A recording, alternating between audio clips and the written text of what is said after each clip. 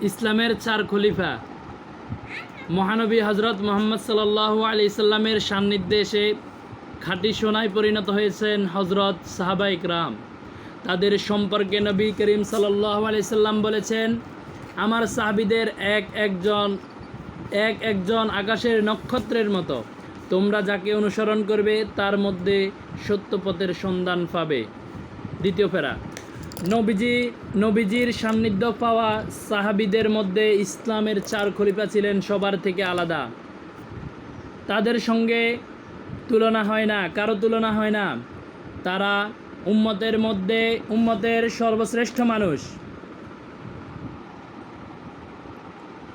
নবীজির সবচেয়ে ঘনিষ্ঠ চার খলিফার শাসনকালকে ইসলামের ইতিহাসে খোলাফায়ে রাশিদিনের যুগ হিসাবে উল্লেখ করা হয়েছে। নবীজির পর তারা 30 বছর ইসলামের নেতৃত্ব দেন। এখানে তাদের সংক্ষিপ্ত পরিচয় তুলে ধরা হলো। হজরত আবু বকর রাদিয়াল্লাহু তাআলা আনহু ইসলামের প্রথম খলিফা। হজরত আবু বকর রাদিয়াল্লাহু তাআলা আনহু তিনি 573 খ্রিস্টাব্দে মক্কার কুরাইশ বংশের বনু তাইম গোত্রে জন্মগ্রহণ করেন।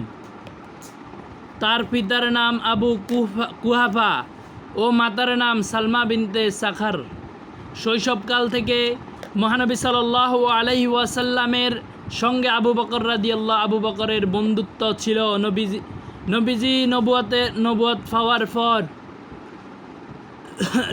পাওয়ার পর বয়স্ক স্বাধীন পুরুষের মধ্যে সর্বপ্রথম তিনি ইসলাম গ্রহণ করেন। পরে তিনি নবীজির শ্বশুর হন।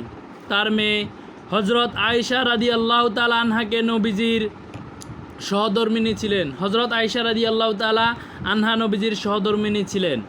তরুণ বয়সে হজরত আবু বকর রাদিয়াল্লাহু তাআলা আনহু একজন বণিক হিসাবে জীবিকা নির্বাহ করতেন। ইয়ামান থেকে বাণিজ্য শেষে ফেরার পর তিনি মুহাম্মদ সাল্লাল্লাহু আলাইহি ওয়াসাল্লাম এর ইসলাম প্রচারের সংবাদ পান। এরপর তিনি ইসলাম গ্রহণ করেন।